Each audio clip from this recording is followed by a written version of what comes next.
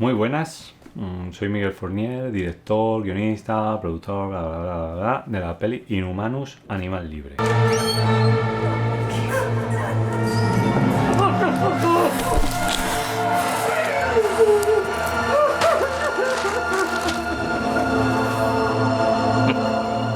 Una película que se ha rodado en 4 días, que hemos contado con más de 200 planos y que bueno, ha sido una completa locura. Entonces, en anteriores vídeos ya os he contado un poco de dónde venía, de todas las fases a nivel de vivencias, ¿no?, que yo he pasado para llegar hasta este punto, ¿no?, de por qué rodar una película en 4 días, ¿no? Y ahora me gustaría profundizar un poquito más en ello, ¿no? De por qué rodar una película de género, además, en 4 días. Bueno, pues, a ver, el motivo es que cuanto menos tiempo tarde el rodaje, menos te cuesta. Entonces, ya desde el inicio se planteó que fuera un guión sencillo de rodar en ese aspecto. Eso ajusta mucho el presupuesto, lo limita mucho, mucho, mucho, mucho, ¿vale? Luego en otro vídeo conté que era muy importante crear un equipo, ¿no? El cine se sustenta sobre todo de las personas que hacen el cine y de la voluntad de las personas que quieren hacer cine, ¿no?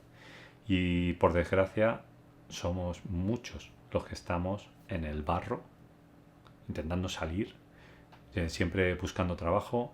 Hay algunos que tienen un poquito más de suerte y les va saliendo trabajos esporádicos, ¿no?, en alguna serie, en tal, y van como poco a poco metiendo la cabeza, pero todavía tienen periodos muy largos de tiempo en el que no están trabajando y es un entorno muy inestable, es una industria muy inestable.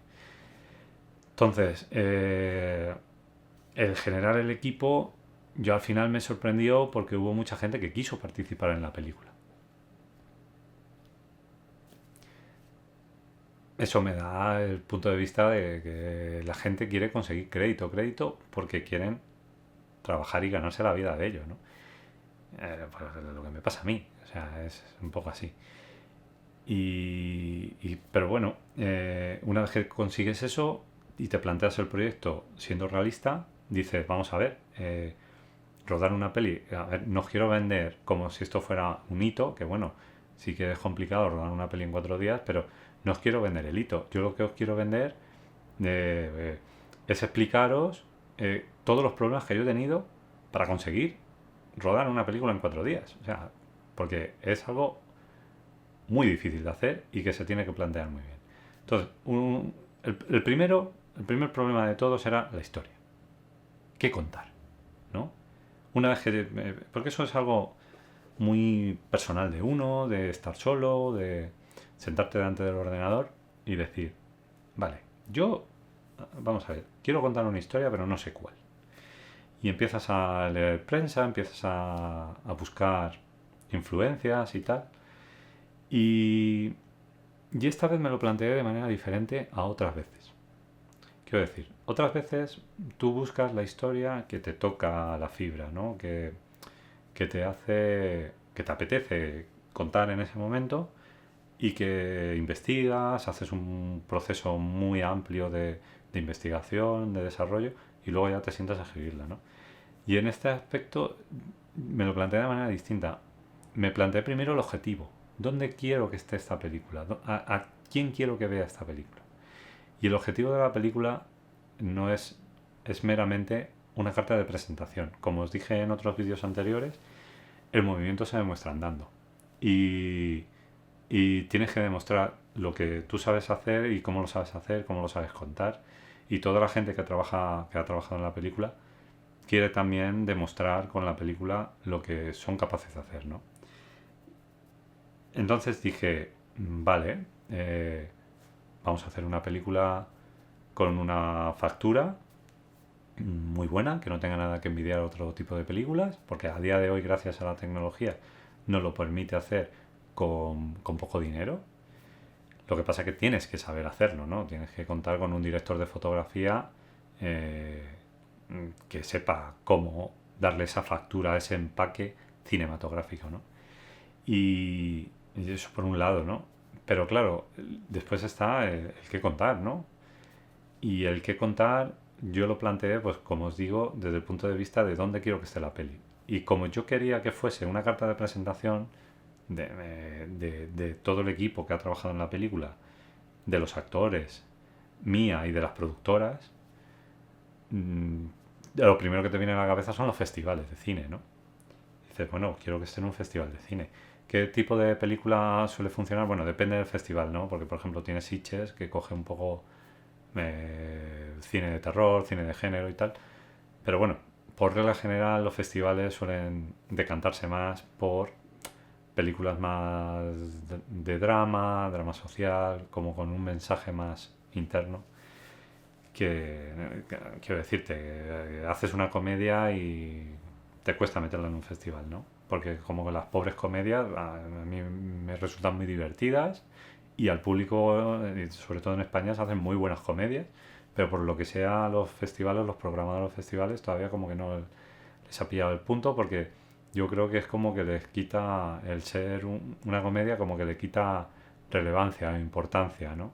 Pero bueno, no creo que tenga por qué ser así, pero bueno, es lo que funciona. Pero ¿qué ocurre con los festivales? Que festivales clave hay muy pocos a lo largo del año. Son muy pocos. Os podría hacer un calendario de, por ejemplo, a principios de año, más o menos. En el primer trimestre tienes Málaga, luego tienes a finales de año tienes Sitges, tienes San Sebastián, festivales como un poco están muy divididos en el tiempo y son muy competitivos, o sea, tú puedes mandar la película y que no la seleccionen. Entonces es algo que no depende de ti, ¿vale? Es algo que depende de un tercero, de que les guste y la cojan y ole, muy bien, lo hemos conseguido. La película está en X Festival. Entonces, en base a eso dije, yo conozco a directores, que son varios, que han hecho ya películas, que han hecho incluso 2 o 3 películas, y que sus películas, cuando empiezan, tienen 20 galardones, o 20 selecciones, 20 premios. Y luego hablas con el público en general, de la calle, no, pues mira, conozco a fulanito que ha hecho la película tal, y la gente, ¿qué película? No, ni le suena. Y eso es algo que a mí me llamó la atención. Dije, ¿tú qué quieres? ¿Quieres conseguir renombre, conseguir premios para tú sentirte realizado? En plan, mira, la industria valora mi trabajo, he conseguido X galardón y tal, que está muy bien, pero mi objetivo no era ese. Mi objetivo no era pasarme 1 año y pico, 2 años con la película por festivales, ganando X número de selecciones, para que luego acabe en Movistar o acabe en Amazon Prime y a nadie le suene, ¿no? La película. No. Yo prefiero... si está en un festival, hombre, por supuesto me va a gustar, porque al final es una publicidad que te da, porque el festival atrae a muchos medios y van a hablar de ti, de tu película, y eso conlleva a que hablen de los actores y conlleva de que pongan el foco en el equipo técnico y en el equipo de producción que ha hecho esa película, ¿no? Eso está muy bien, pero que no sea el objetivo. O sea, que esté presente de, bueno, lo voy a pasar, lo voy a enviar, lo voy a mover, a ver qué tal funciona, pero que el objetivo sea que la gente vea la peli. Y a día de hoy tenemos la ventaja de que existen varias plataformas, pero algunas de ellas son difíciles de acceder, ¿no? Tú no puedes hacer una película y decir, pues la subo a Netflix, ¿no? O se la vendo a Netflix, ¿no? Netflix compra los que ellos consideran que les viene bien para su catálogo. Luego también está las distribuidoras. Las distribuidoras también te la colocan, ¿no? En diferentes plataformas, que es un acceso muy directo al público. Porque si tú piensas que la película vaya a estar en cines, olvídate, no tienes dinero. Hay no sé cómo llamarle, hay un canon que pagas a los cines para que tu película esté cada semana en el cine, ¿no? Entonces tú pagas ese canon al cine en plan de, si está en 2 salas, pago 2 canon por cada por cada semana que esté la película en el cine, pero si no tienes una campaña de marketing, si nadie te conoce, si nadie tal, ¿a dónde va a ir la película? Van a ir pocas personas y te vas a comer el canon y entonces, si no cuentas con el dinero suficiente, en cine no va a estar la película. Es así. Entonces, tienes la ventaja de que tienes las plataformas de streaming. Entonces, puedes irte a una distribuidora, que la metan en un paquete de venta y que te la cuelen en un tal, pero al final la película va a pasar exactamente igual. No va a tener una campaña de marketing, no va a ser conocida. Y eso el festival te lo da en cierta medida, ¿no? Porque si es una película que al final la película gusta, compite dentro del festival y que encima gana uno de los galardones, pues la gente le va a sonar la peli, ¿no? Y entonces te va a permitir llegar un poco más allá. Pero en mi caso yo lo veo que entra mucho la suerte, entran factores de terceros y tal. Y entonces, ¿qué es lo que hice? Contacté con Amazon Prime y me di de alta como distribuidor en Amazon Prime. Entonces yo ya puedo subir mi película a Amazon Prime. No dependo de un tercero. Ya está. ¿Qué necesito? Pues que la gente conozca la peli, básicamente. Entonces, en base a eso, dije, no es una película para festivales, tiene que ser una película pensada para, para streaming. Entonces, la historia tiene que arrancar muy rápida, tiene que ser impactante, tiene que enganchar, tiene que tener muchos giros, continuamente tiene que tener muchos giros, para que la hora y cuarto, hora y 20 que dura la película, la gente la disfrute y no tenga ninguna aspiración más que simplemente entretenimiento, ¿no? Y que la gente al verla se quede con buen sabor de boca, ¿no? Vean esa factura, ¿no? Como cualquier otro largometraje, y se queden con ese buen sabor de boca. Y entonces pensé en tirar por género, ¿no? Es una decisión que yo tomé y que vosotros podéis tomar cualquier otra decisión, ¿no? Porque dentro de las plataformas hay muchos géneros distintos y que pueden funcionar también igual de bien. Pero bueno, yo en este aspecto decidí tirar por el género, por el thriller.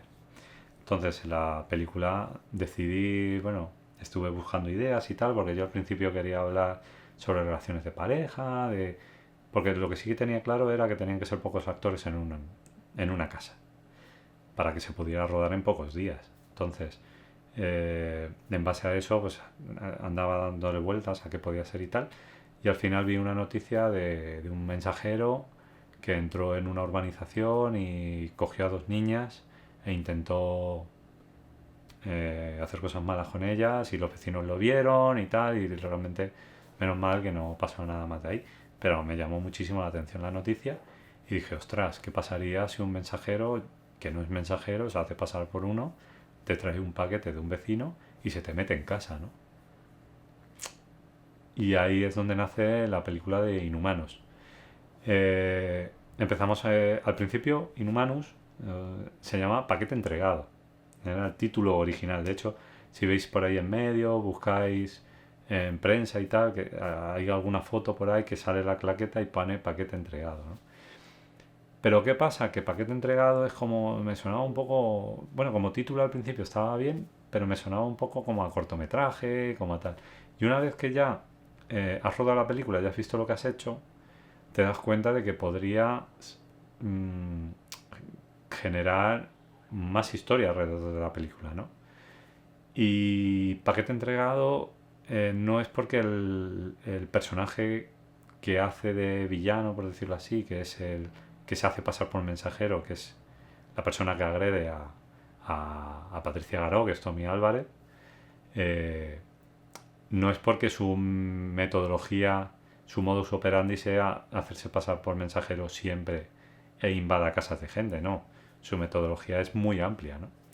Es un asesino, es una persona que de hecho no le atrapan porque va improvisando, entonces es muy difícil que le detecten, que piensen que es la misma persona, ¿no? Entonces no comete ciertas cosas que deje ADN, entonces es complicado. Entonces, Paquete Entregado tenía sentido en la historia de lo que es la película, pero si después el día de mañana, por lo que sea, la cosa funciona muy bien, dices, si quiero continuar la historia, ya no tiene sentido el título. Entonces había que buscarle un título. Había que buscarle algo que sonara más a saga, a IP, ¿vale? Una IP, para los que no sabéis, es una propiedad intelectual, ¿vale? Y es lo que más vale en el mundo del cine. Lo que más vale en el mundo en general. Tanto en videojuegos como en animación, en todo. Tú generas una IP y te pones a vender mercha. Bueno, todo el mundo conoce la historia de Star Wars, ¿no? De que él se bajó los beneficios para ganarlo en merchandise, en mercha. Y vender muñequitos y vender cosas. Y de hecho eso es lo que mantiene a muchas sagas a flote, ¿vale? Sobre todo pensar en series de animación.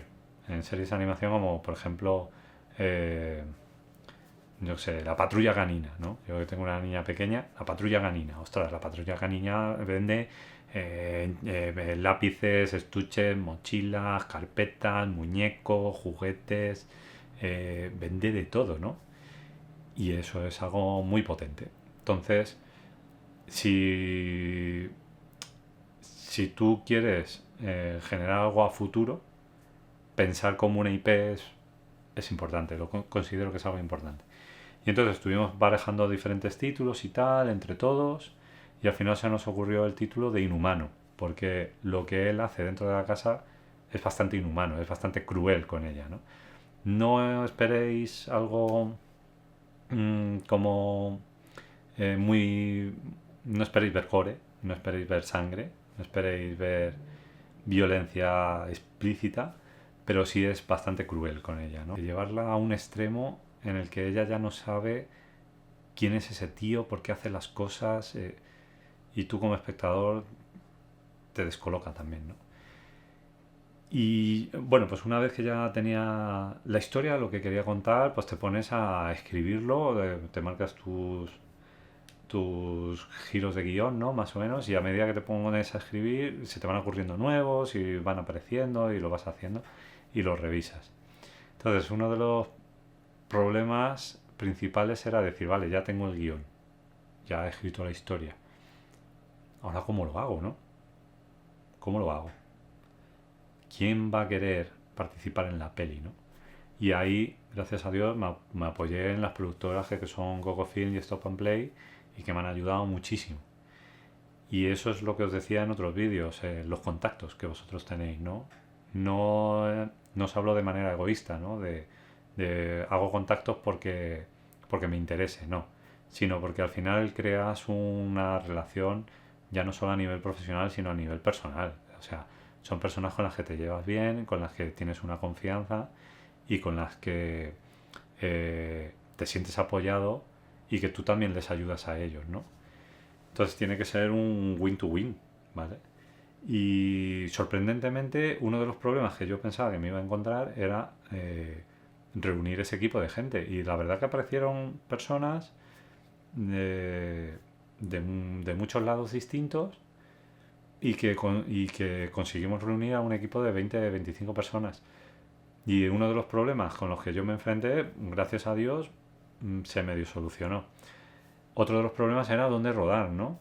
¿Dónde rodar? Buscar la localización ideal. Es algo complicado. Estuve mirando muchas casas rurales y tal, y era complicado encontrarla porque quedaban muy lejos de Madrid. Tampoco quería que la gente se te trasladara a mucha distancia. Y gracias a Dios también, otra vez, consigues que amigos que tienen un chalet te lo puedan prestar y puedas rodar ahí, ¿no? Que era otro de los problemas. Luego otro de los problemas que también surgían era la planificación, los ensayos. Yo cuando contacté a Tommy Álvarez, que es el actor principal que hace del mensajero, os digo el mensajero porque de hecho el personaje no tiene ni nombre, ese es el papel de que él se hace pasar por mensajero, ¿no? Hablé con él y le dije, mira, lo vamos a rodar en 3 días, porque de primeras pensamos rodarlo en 3 días. Lo vamos a rodar en 3 días. Necesito una persona con la que tú te sientas cómodo trabajando, que tengas feeling, porque no tenemos tiempo físico para trabajar demasiado. O sea, para reunirnos los tres, ensayar mucho y llevarlo todo muy mascado, no teníamos tiempo físico. Y entonces él me dijo, mira, se me ocurre una actriz con la que yo me llevo bien, pero de nada me vale que yo funcione bien químicamente con ella si ella no funciona bien contigo y no hay una dirección. Y entonces tenía que ser una persona con la que con los que los tres hubiéramos trabajado, ¿no? Y pensé en Patricia Garó. Patricia Garó hacía justo en 2025 hizo 20 años que habíamos hecho un corto juntos los tres, ¿vale? Incluso el día de fotografía, los cuatro, juntos. Y la llamé y fíjate cómo es la vida, que ella llevaba tiempo viviendo en Italia, pero es justo cuando le dije, oye, mira, que estoy preparando un largometraje y tal, me dijo, pues es que estoy mirando billetes porque me vuelvo a España justo para esas fechas. Y entonces fue como que las piezas del puzzle encajaban solas. Luego, por ejemplo, Stop and Play, que puso todo el material técnico, hubo alguna cosita, alguna cosa que tuvimos que alquilar, pero muy poco. Eh, yo hablé con él y le dije, mira, en estas fechas, pues más o menos sobre a mitad de septiembre, tengo pensado rodar este largometraje, ¿no? Y me dijo, adelante, tío, lo que tú necesites, aquí lo tienes y tal, que no hay ningún problema. Pero tengo un problema, ¿eh? Ese fin de semana tengo un rodaje y la mayoría del equipo lo tengo alquilado. Y fue como, bueno, no pasa nada, lo que tú tengas alquilado, pues lo alquilamos por otro lado y ya está. Pues para que veas qué casualidad la vida, como que la vida quería colocarte en ese sitio, ¿no? Como que el destino quería colocarte ahí, que dio la casualidad que a medida que pasaron las semanas, ese rodaje se cayó y pude contar con todo el material que quise. Fue una maravilla. Entonces, fue otro de los problemas que sorteé por el destino y por ayuda. Luego, los ensayos. Los ensayos, sí, era una película que había que llevarla muy bien atada para que cuando tú te pongas a rodar, decir, vamos a grabar de aquí a aquí y los actores ya lo tengan más o menos ensayado. Pero ¿qué pasa? Que a mí como director no me gusta ensayar en exceso, porque luego se crean, ¿cómo decirte? Se crean eh, tics, costumbres en el actor que luego eh, llevan a la cámara y no se ven tan naturales. Entonces, yo mis ensayos son muy de sentarnos, leer el guión, probar a hacer un par de escenas, hablar sobre los personajes, cosas así. Entonces, no llevamos la película como se puede imaginar.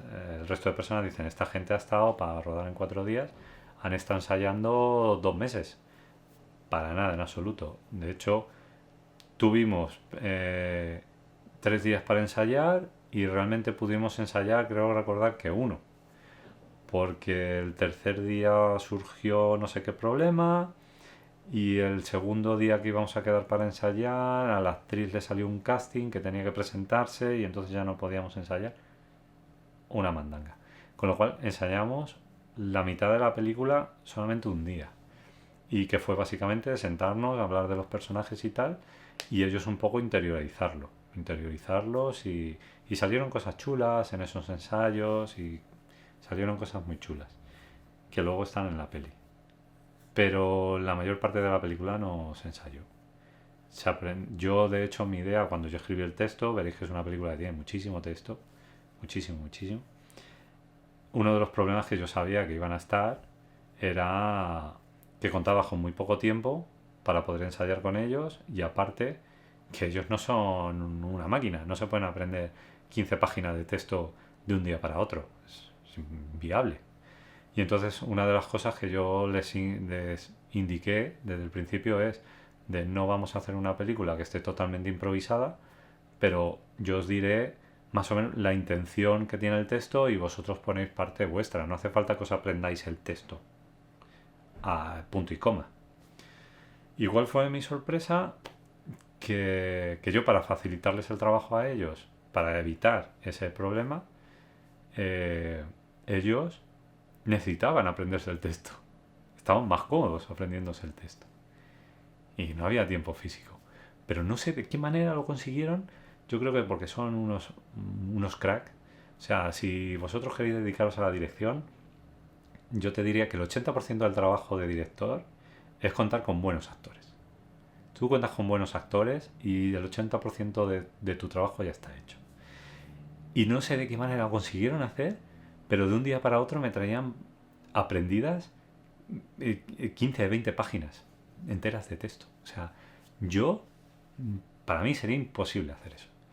Y eso fue otro de los problemas que se solventaron eh, gracias al trabajo de ellos, gracias a su nivel de profesionalidad y a su capacidad como actores, ¿no? Había otras partes del texto que no les funcionaban muy bien, que no les entraban muy bien, que lo resolvimos luego en el rodaje, pues recortando texto o haciéndolo de otra manera, ¿no? De cómo a ellos les funcionase. Otro de los problemas que surgían era cómo resolver la factura técnica, ¿no? Entonces yo me reuní con el director de foto, vimos diferentes trabajos que él había hecho y le conté un poco mi idea y él me enseñó trabajos que él había hecho. Es un tío que tiene muchísima experiencia. Roberto Saúl, un genio, para mí es uno de los mejores directores de foto de este país. Y me enseñó una película que me flipó, que de hecho ha cumplido 10 años ahora, que la grabaron en, creo que fueron 18 días y había más de 80 localizaciones en la película. Y que él directamente, porque tú sabes que en una película tú vas primero a localizar al sitio para ver por dónde entra la luz, a cierta hora, qué tal, para hacerte una idea, ¿no?, de qué hacer. Y él se encontró en una película con muchísimas localizaciones en el que no había visto ni siquiera la localización previamente, sino que llegaba allí, veía la localización y decía, vamos a poner la cámara aquí.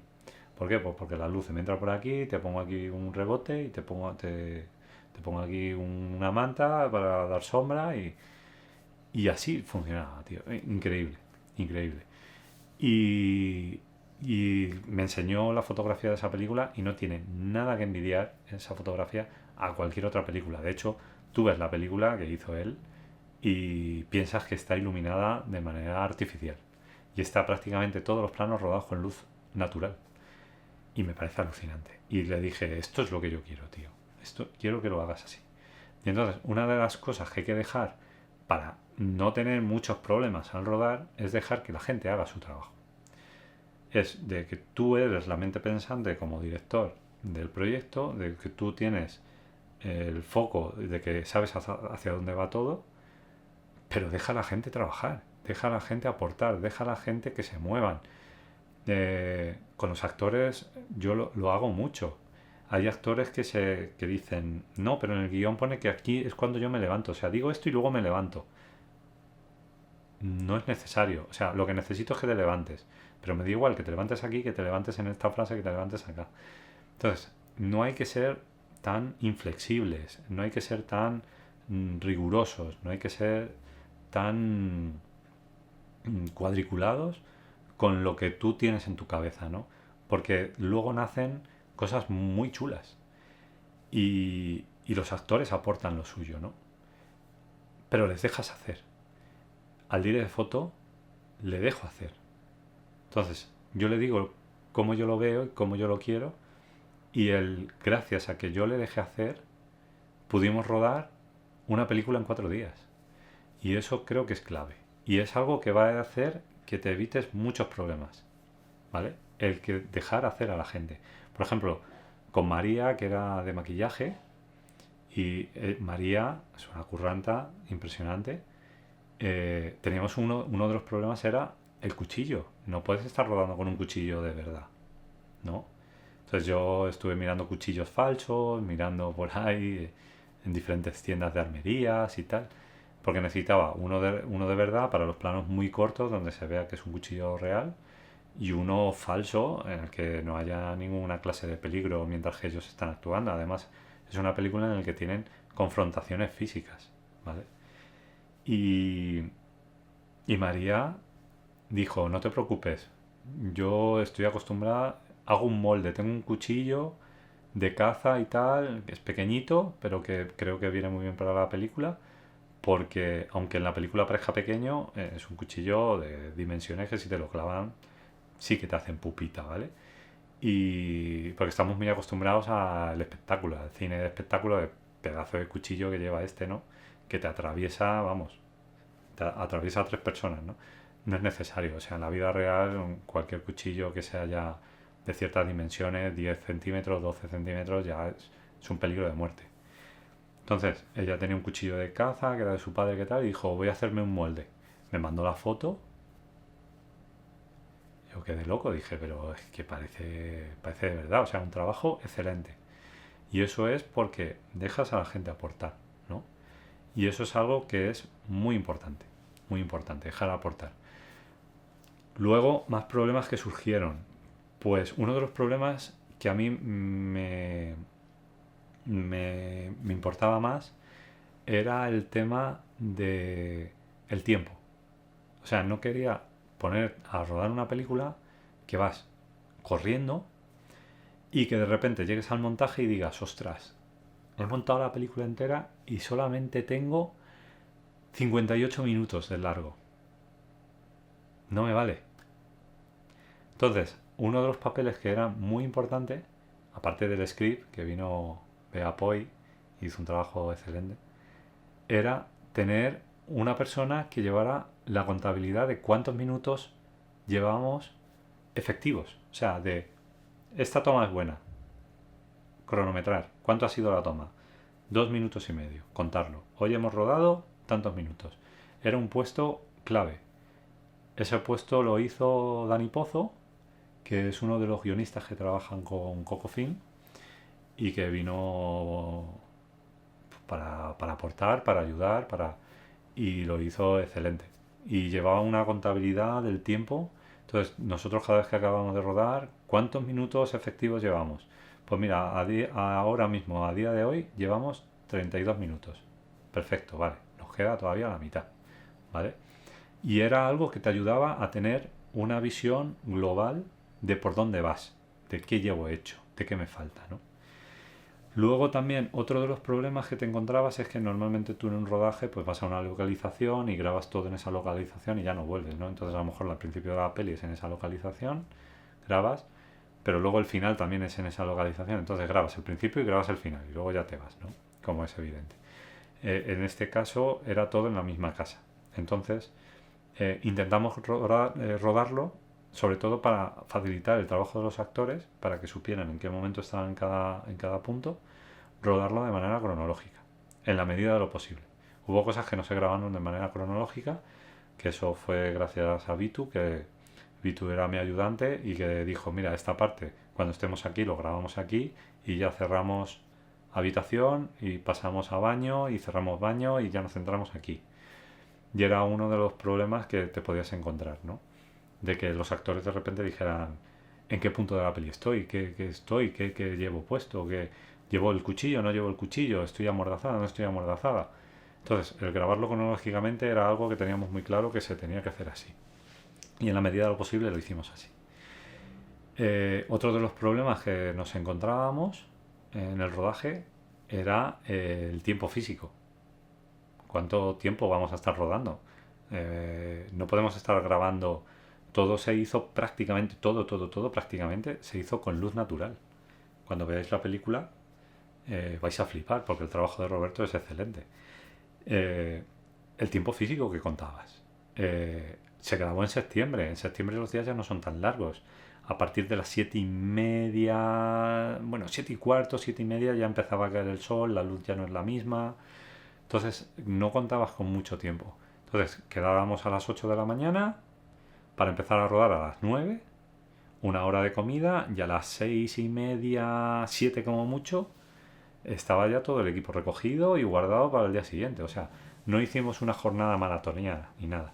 Y entonces el tiempo físico con el que tú contabas para rodar tal cantidad de planos era muy limitado. Y entonces ahí entra tu función también como director. Ahí ya no entra en los productores, en los actores que lo hagan bien, sino que entra tú en tu exigencia como director de decir, no voy a hacer más de 4 o 5, o sea, mi tope eran 4 o 5 tomas como mucho por plano, porque se te va de tiempo. Y ahí estaba Vitu, el pobre, sudando, que lo pasó fatal, de decir, es que vamos mal de tiempo, vamos fatal de tiempo, hay que recortar, hay que recortar.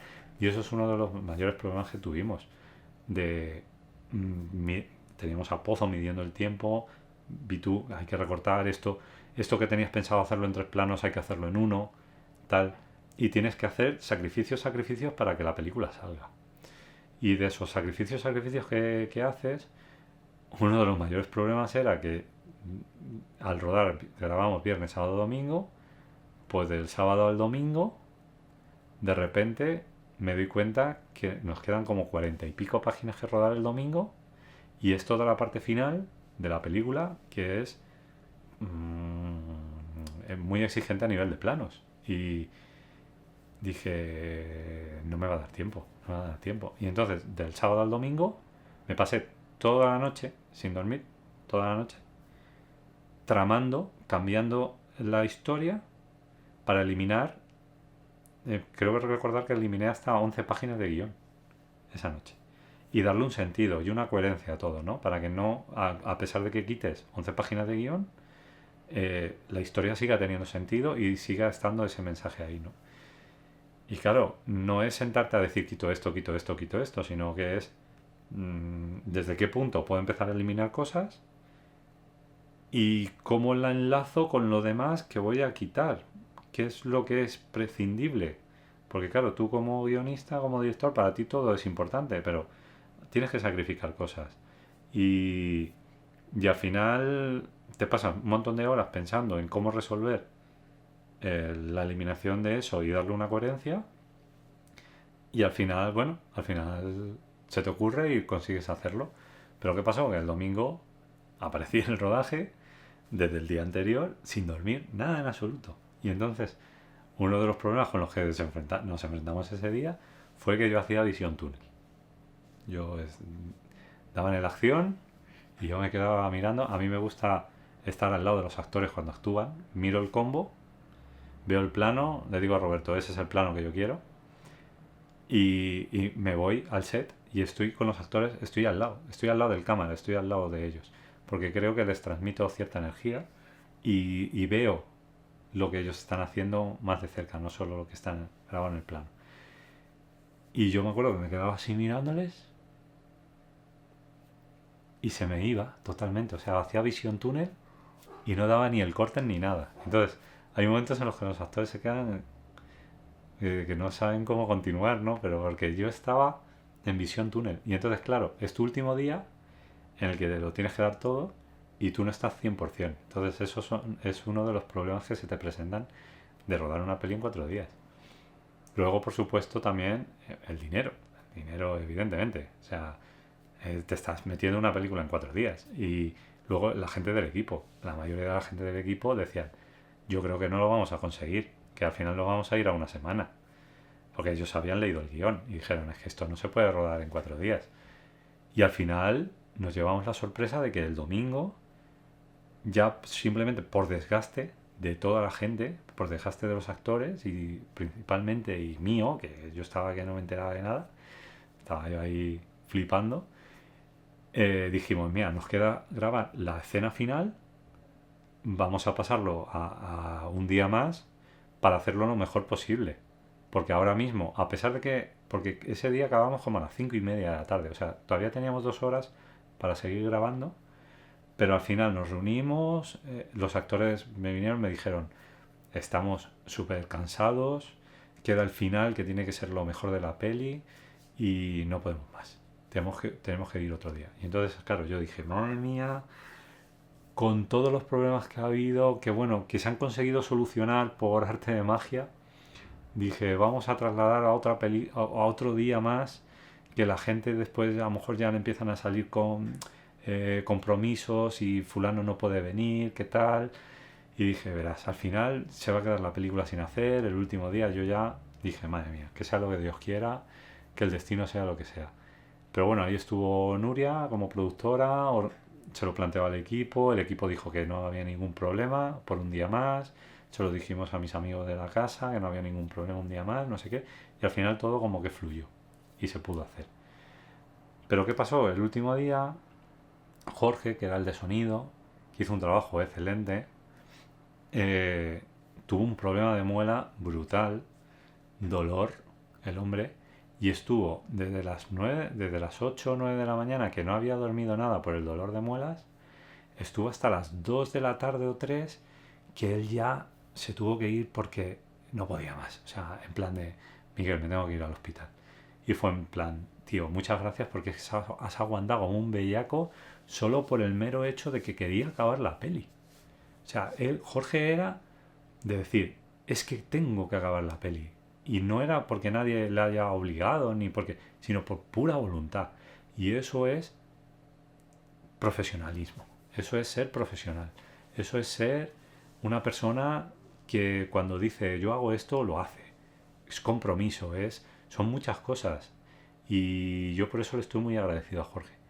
Y el pobre aguantó como un bellaco con el diente malo hasta que ella dijo, mira, ya lo siento, no puedo más. Y en la hora de la comida el pobre se fue directo al hospital. Directo al hospital. Luego día siguiente yo llamándole, Jorge, ¿cómo estás, tío? ¿Cómo te va? Tal. Y son problemas que van surgiendo en el rodaje y que tienes que solventar. Y algo que es muy importante es el que tú estés centrado todo el rato. Que sepas hacia dónde vas. El motivo de por qué haces las cosas. Porque a un director te viene maquillaje, peluquería, te viene script, te viene cámara, te viene actores, te viene todo el mundo a preguntarte algo. Y tú tienes que tenerlo muy claro. En el punto en el que estás, qué es lo que quieres y cómo lo quieres hacer. Y no pueden ver duda. No pueden ver duda. No solo por los demás, por darles esa seguridad, sino por ti mismo. Porque si tú no lo llevas claro, no haces una película en 4 días ni de coña. Es imposible. Entonces yo lo llevaba muy pensado, muy estudiado, muy de cómo quiero que se haga todo. Y dando esa libertad a la gente, ¿no? Dando esa libertad. Y eso es básico, es básico. Así que bueno, os dejo aquí. Espero que este vídeo os haya gustado y seguimos en el próximo.